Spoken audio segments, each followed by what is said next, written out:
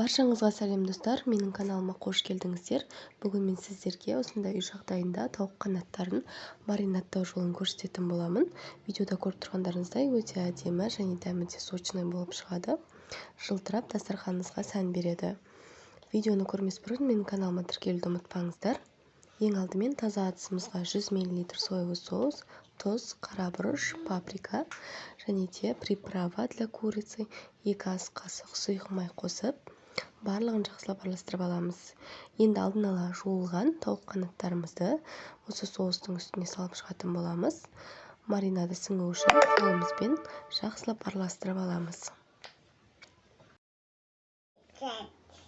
Араластырып болғаннан кейін маринады сіңу үшін 1 сағатқа қалдырып қоямыз.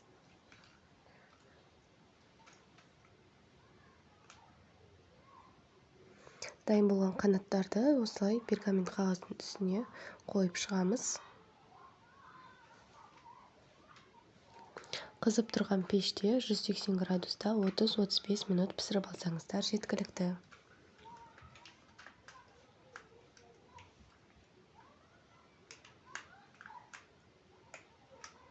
Мінекей біздің тауық қанаттарымыз дайын болды. Өте дәмді болып көрінеді және де дәмі де сочный болып шықты. Түрі осындай жылтырап тұрады. Дәл осы рецептпен жасап көрсеңіздер болады. Және де менің каналыма тіркеліп, лайк, комментарий жазуды ұмытпаңыздар. Видеоны соңына дейін көргендеріңізге көп рахмет. Сау болыңыздар.